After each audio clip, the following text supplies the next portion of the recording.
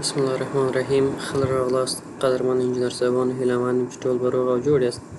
درنو انجینر صاحبانو، په سلسله درسونو د سکیچ اپ کې دا د 5م درس تاسو ته ښه راغلاست وایو. په تېر لیکچر کې موږ تاسو د سکیچ اپ یو شمېر موضوعاتو چې عبارت له ډرا آپشن څخه و یا ډرا مینو څخه و، په دغه باندې مو بحث وکړ.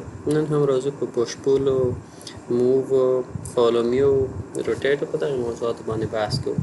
لومړی آپشن درنو انجینر صاحبانو موږ سره پوش پول ده چې که چېرې موږ ټولز ته راشو، په ټولز کې دغلته موږ ته پوش پول پی د دې شارټکټ ده.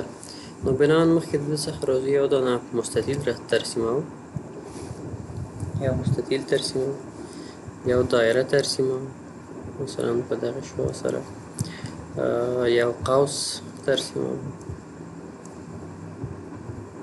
مثلا دغسې یو قوس مو ترسیم. راځو سپیس وهو تر څو د آپشن څخه ووځو یا د هماغې حالت څخه. اوس هم پی باندې پی بټن کېکاږو، تاسو ګورئ خپله پوش پول آپشن راځي. اوس راځو مثلا دغه سطحه غواړو، دغه 2 بعدي سطحه 3 بعدي سطحې ته یا 3 بعدي جسم ته غواړو. نو بناً که چېرې دلته راشو په جسم باندې کلیک وکړو، هم په کیفي ډول سره کولی شو چې مقدار ورکو، هم کولی شو عددي شکل. مثلا زه غواړم دا 100 سانتي دته ارتفاع ورکړم، یا هم غواړم چې د 100 سانتي څخه د ارتفاع ډېر وي، زه غواړم 300 سانتي شي، مثلا 300 سانتي ارتفاع اخلي. او په کیفي ډول هم که چېرې تاسو وغواړئ، تاسو په کیفي ډول هم ورته ارتفاع ورکولی شئ. بل برخه یې قدرمن انجینر صاحبانو هغه که چېرې به راشم یو دایره ترسیم کړم دلته، مثلا زه غواړم یو دایره ترسیم کړم، دغه جسم په اطراف ما یو دایره ترسیم کړو. زه غواړم د دغې دننه د همدغې مستطیل یا مکعب شکل چې و د دغه دننه زه تش کړم. نو د پوش پول څخه استفاده کوو، راځو دغه جسم باندې او دې ته حرکت ورکوو تر دغې سطحې پورې. هماغه آخري سطحه چې ده د هغې لاین سره دا آن ایج چې راغی همدلته کلیک کوو، تاسو وګورئ د جسم دننه تش شو. دغسې استفاده هم ترې کولی شو. بل قدرمن انجینر صاحبانو راځو مثلا تاسو غواړئ دغې جسم سنټر یا مرکز پیدا کړئ. اول راځئ دلته مثلا دا یې مرکز شو، مثلا تاسو غواړئ چې داسې هم مرکز پیدا کړئ. تاسو وګورئ دلته بیا خپله تقاطع یا دمغه نامرئي خط په واسطه یې موږ ته مرکز راښایي او یو علامه هم رامنځته کېږي چې تاسو کلیک وکړئ مرکز نیسي. مثلا په دغومره شعاع سره یو دایره وهو، راځو پوش پول څخه استفاده کوو، دا پورته کوو. مثلا زه غواړم چې دغومره یو سطحه پوش پول شي، دا هم وشو. مثلا زه غواړم دې کې یو مکعب کړم، بل یو سوزلي رامنځته کړم، مثلا زه دې مرکز نیسم، تاسو وګورئ دغسې د مرکز پیدا کېږي، د دې سوزلي مرکز. مثلا زه دې ته یو لسزلي دې نه جوړوم، لس ایس ورکوو، انټر وهو، یو لسزلي جوړ شو په دغې قطر سره. مثلا راځو بیا هم دته ارتفاع ورکوو دغسې قدرمن انجینر صاحبانو، مثلا کیفي ډول سره هر رقم چې تاسو غواړئ دا دلته ورباندې کلیک کوو. اوس هم راځو دا هم کولی شو چې پوش پول په واسطه په دغومره فاصلې سره پوش پولي کړو، مثلا همدغومره غواړم. بل غواړم که چېرې غواړئ چې هماغه پوش پول علامه یا پوش پول عملیه چې په هر اندازې سره تاسو ترسره کړی دی، غواړئ چې بل جسم هم هماغه اندازه ونیسي، هماغه هومره قیمت واخلي، د ډبل کلیک په واسطه تاسو وګورئ زه یو ډبل کلیک کوم هماغومره قیمت اخلي، بیا راځم یو ډبل کلیک کوم هماغومره قیمت نیسي، بیا هم راځم یو ډبل کلیک کوم هماغومره قیمت څه کوي. قدرمن انجینر صاحبانو زموږ دغه جسم ځان ته غوره کوي او دغسې کولی شو ورنه استفاده وکړو. بل که چېرې غواړو قدرمن انجینر صاحبانو دې نه یو بل سطحه تشکیل کړو، فقط کنټرول بټن یې باندې کېکاږو، یو جمع علامه رامنځته کېږي، وګورئ دا سطحه له ده څخه بیل شو، وینئ. او که چېرې همدغسې ساده بیرته کنټرول ووهم، دغه جمع علامه د پوش پول سره وګورئ ورک کېږي، چې وی چې بیا د الټ علامه بیرته ووهم یا هم الټ بټنه کېږم، بیا یوې سطحې په اندازه دا حرکت کوي، وینئ. خو که چېرې اوس کنټرول ووهمه، بخښئ کنټرول بټنه، که چېرې کنټرول ووهمه بله سطحه بیا ایجادېږي، دغسې موږ کولی شو ورنه استفاده وکړو. بل مثلا قدرمن انجینر صاحبانو هغه د دایرې برخه ده دغسې په اسانۍ سره کولی شي یو دایره ترسیم کړو. خو که چیرې راشو دلته دغه قوس باندې، دغه قوس کې زموږ دغه عملیه نه ترسره کېږي. ولې؟ یوازینی دلیل یې دا ده چې دغه عملیه نه ترسره کېږي ځکه چې د قدرمنو انجینر صاحبانو پوشپول عملیه فقط په سطحو باندې، دوه بعدي سطحو باندې ترسره کېږي یا اجرا کېږي چې درې بعدي یا مکعبي یا هم درې بعدي اجسامو ته یې واړوي. نو بنان په یو سطحه باندې یا په یو کرښه باندې دا کار نه کوي. د سپیس بټن وهو د آپشن څخه وځو، دا ټول سلیکټ کوو، د ماوس په واسطه لیفټ کلیک بټن کېکاږو، همدغسې کش کوو یې ډیلیټ باندې، د کیبورډ له ډیلیټ څخه یې ډیلیټوو. بل راځو قدرمن انجینر صاحبانو موف ته. زه غواړم یو دغسې یو مربع یا مستطیل مې ترسیم کړ. زه غواړم دا موف کوم یو ځای څخه بل ته. نو بناً راځو سلیکټ انتخابو، سلیکټ باندې کلیک کوو، بیا هم د خپل ماوس لیفټ بټنه کېکاږو او کشوو یې.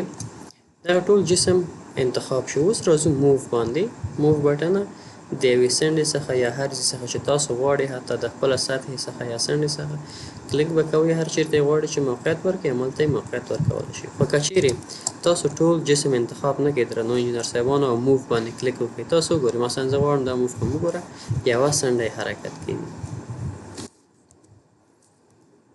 پام مو ده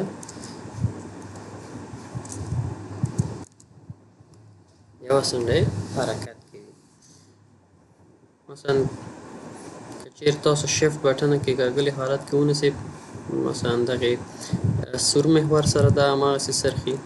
که چیرې دې خوا یې ونیسئ هماغې محور سره څه کېږي، دغه عملیات ترسره کوي. نو بنان قدرمن انجینر صاحبانو کله چې غوښتل مو یو جسم بغیر د تغییراتو څخه انتقال کړي، نو ټول جسم انتخابوئ او موف په واسطه یې موف کوئ. مثلا زه غواړم دا دلته موقعیت ونیسي.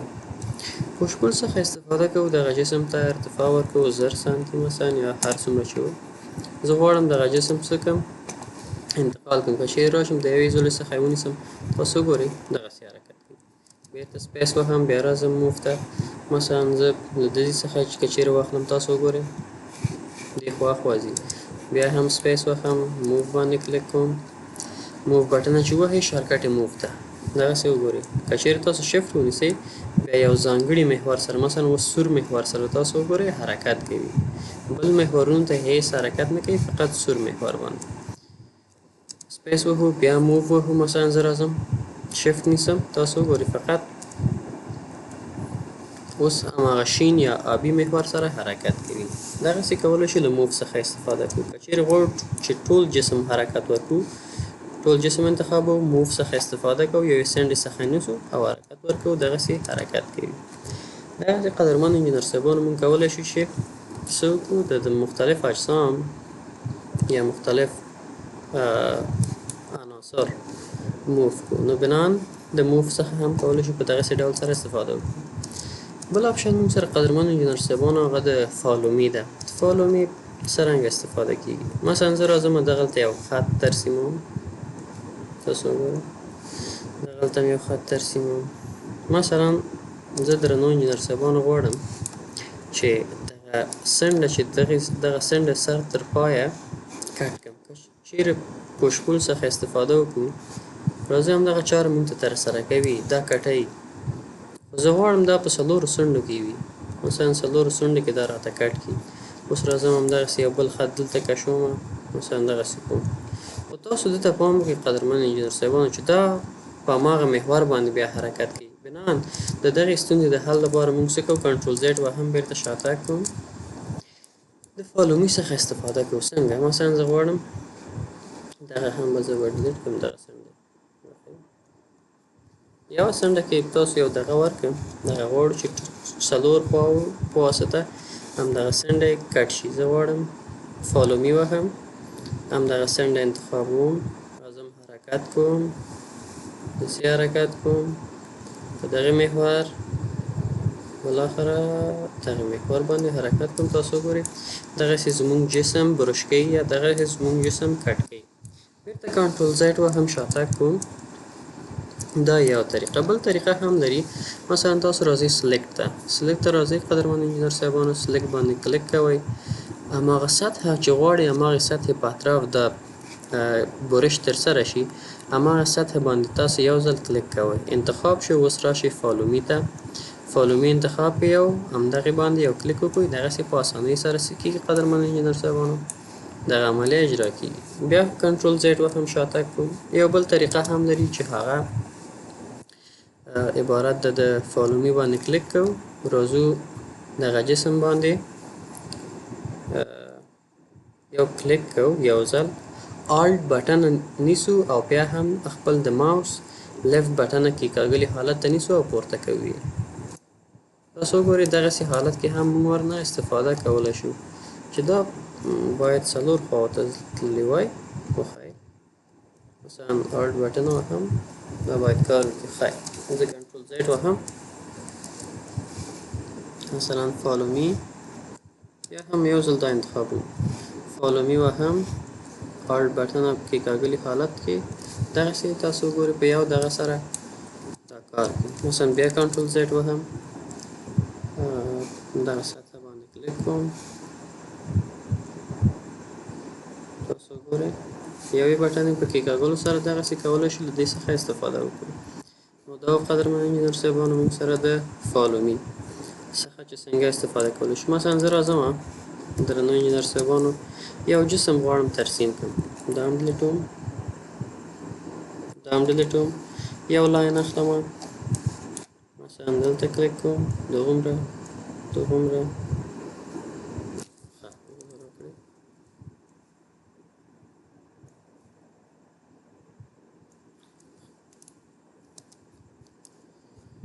اوس هم یو دانه قوس اخلو،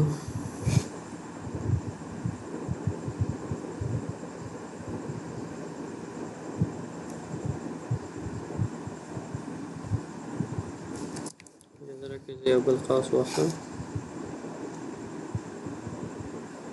دا دلته برشو، دغلته یې موقعیت ورکوم، زه یو بل اخلم، مثلا دغلته موقعیت ورکوم ورته، او دا هم دغلته، او دغسې یو کوچنی غوندې شکل ورکوم یا شیپ ورکوم. دغه نورې د اریز په واسطه قدرمن انجینر صاحبانو ډیلیټوم. زه غواړم چې همدغه شکل په څلورو خواو کې تطبیق کړم. راځم مختلفو حالتونو ما تاسو ته ویلي، هماغه یو یې ډېر مهم ده، سلیکټ انتخابوو، دلته کلیک کوو، راځو فالو می باندې او بیا هم یو کلیک کوو، ټول سطحه مونږ هماغسې یو پیک ووایو یا یو جسم ووایو، ټول هماغسې یو شکل ځان ته غوره کوي. نو دغسې قدرمن انجینر صاحبانو ورنه استفاده کولی شو. بیا راځو کنټرول وهو، بیا کنټرول، بیا کنټرول، بالاخره کنټرول کنټرول کنټرول، مثلا کنټرول پلس زیډ. مثلا زه راځم یو بل شکل دلته ترسیموم، مثلا دغه ما دلته واخیستم، دې ځینې تر دې ځای پورې موقعیت یې ورته دغه ځای ټاکم، بیا ورته نیسم، دې ځای نه تقریبا تر دې ځای پورې موقعیت یې ورته دغسې ټاکم، بیا دغه ځای نه تر دغه ځای پورې سطحه ورته دغه ځای ټاکم، اجازه راکړئ چې یو بکس سپیس ووهم، مثلا تر دغه ځای پورې دا راوړم، دغسې دا هم یو لاین په واسطه بندوم.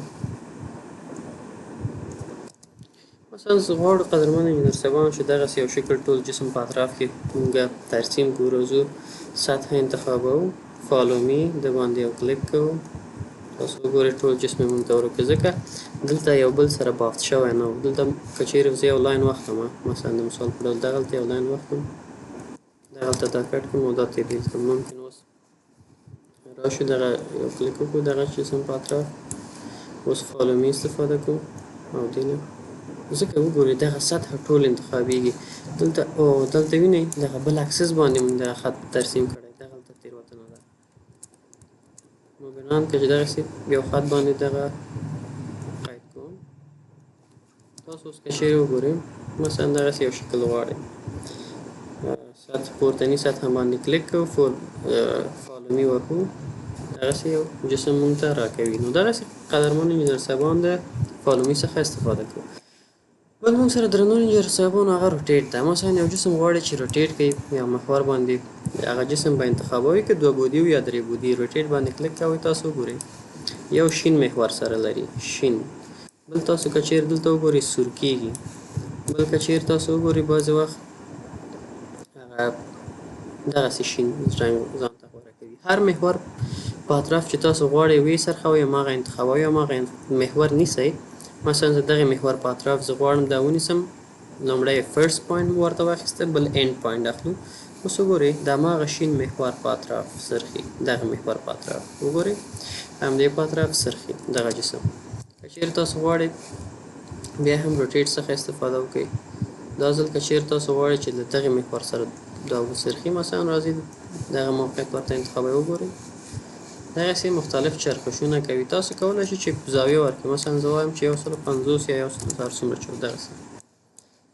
نو د روټیټ څخه دغسې استفاده کولی شو انجینر صاحبان. دا انتخابوو ډیلیټ څخه کار اخلو. بل روټیټ باندې هم پوه شلو. راځو سکیل باندې یا مقیاس. مثلا تاسو یو جسم لرئ یو 3 بعدي جسم لرئ تاسو غواړئ هغه ته مختلف مقیاس ورکړئ. زه غواړم دغه خپل جسم 3 بعدي جسم ده دا د سکیل په واسطه دته حالتونه ورکړم. اول څه کوم قدرمنو انجینر صاحبانو یو دغه خپل جسم اجازه راکړئ چې زه دا په 2 بعدي کې تاسو ته در وښایم. زه یو بل مستطیل ترسیموم. مثلا دغسې یو مستطیل ده. اول دا انتخابوو دغسې د ماوس لیفت بټن باندې کلیک کوو دا انتخابوو. بیا راځو سکیل باندې کلیک کوو. چې سکیل باندې کلیک وکړو دغسې یو شیپ مونږ ته خلاصیږي. اوس که چیرې تاسو وغواړئ چې دغه جسم 4 څنډې لوی شي تاسو دغې څنډو څخه دا یا قنجونو څخه اخلئ. وګورئ 4 خواو ته دغه جسم لویږي. صحیح ده. که چیرې غواړئ یو طرف یې لوی شي دغسې کوئ. که چیرې دا غواړئ دا طرف یې لوی شي دغسې کږلي حالت کې نیسئ د ماوس لیفت بټن او حرکت ورکوئ. که چیرې غواړئ کوچنی شي دغسې کوچنی کولی هم شئ. بعضې نور حالتونه هم لري. که کنټرول کلیک کوئ تاسو وګورئ که کنټرول کلیک کوئ 4 څنډې همدغسې د یو محور په اطراف کوچنی کېږي او لویږي. که بیا هم کنټرول کلیک ونیسئ تاسو وګورئ 2 طرفونه حرکت کوي. که کنټرول خوشي کړم یو طرف حرکت کوي. کنټرول بیرته نیسم 2 طرفونه. مثلا دلته بیا کنټرول ونیسئ مثلا کنټرول ونیسئ 2 طرفونه. نو دغسې استفاده کېږي. په 3 بعدي جسمونو کې هم همدغسې ده قدرمنو انجینر صاحب. مثلا زه راځم اول دا انتخابوم. اوس راځم سکیل باندې کلیک کوم. که چیرې دغې څنډې څخه ونیسو مثلا هماغه یو طرف ته دا لویږي. که چیرې دغې څنډې څخه ونیسو دغسې لویږي. دغې طرف څخه یې ونیسو دا لویږي. دغې طرف څخه یې ونیسو دا. دغه پورتني برخې څخه ونیسو دا. خو که چیرې کنټرول باندې کلیک وکړو تاسو وګورئ 4 طرفونه حرکت کوي. که چیرې بیا کنټرول ونیسو 2 طرفه حرکت کوي. د دغې څخه 2 طرفه حرکت کوي. نو دغسې کولی شو دغه جسم ته سکیل یا مقیاس ورکړو. عددي مقیاس هم ورکولی شو او همدغسې په خپل خوښه هم مقیاس څخه استفاده کولی شو.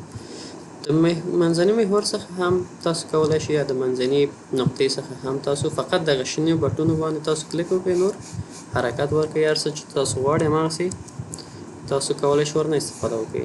دا سلیکټ کوو او ډیلیټ کوئ. بل مونږ سره هغه افسیټ ده قدرمنو انجینر صاحبانو. مثلا د مثال په ډول زه راځم دغلته یو سطحه ده مو سره راځم افسیټ نه استفاده کوم. هغه جسم باندې کلیک کوم. مثلا زه غواړم دا د 10 سانتي په اندازه یا 15 سانتي په اندازه دا افسیټ کوم. تاسو وګورئ دلته افسیټ شو. راځم پوش پول څخه استفاده کوم. دې ته وایم چې نه دغه بله سطحه باید انتخاب کړو. دغه زه وایم دا باید څومره وي. دا باید 300 متره یا 3 متره یا هم 400 متره دا ارتفاع واخلي. اوس مثلا زه غواړم دغلته یو افسیټ واخلم. دغلته افسیټ باندې کلیک کوم. دغه سطح انتخابوم. فقط کلیک چې وکړئ نور کنټرول باندې کلیک وکړئ دغسې مثلا تاسو غواړئ دغه سطحې ته سکیل ورکوئ کنټرول ووهئ سکیل وهو تاسو کنټرول که چیرې ونیسئ یا دغه خط باندې هم تاسو کولی شئ دغسې اجسام ترسیم کړئ مثلا تاسو غواړئ دغه ځای نه وي کولی شئ پوش پل په واسطه استفاده کوئ او تاسو ورته اجازه راکړئ کنټرول زیډ مثلا دغه سطحې پورې تاسو ګورئ زموږ هغه مخه دغسې له منځه لاړه یا حذف شو دغسې مختلف ډولونو څخه په واسطه موږ کولی شو ورنه استفاده وکړو نو درنو انجینر صاحبان دا هم د نن ورځې درس له تاسو ټولو قدرمنو څخه هیله کېږي تر څو زموږ یوټیوب چینل در سره سبسکرایب کړئ او نورو درنو ملګرو سره شریک کړئ ښه وخت ولرئ ښه چارې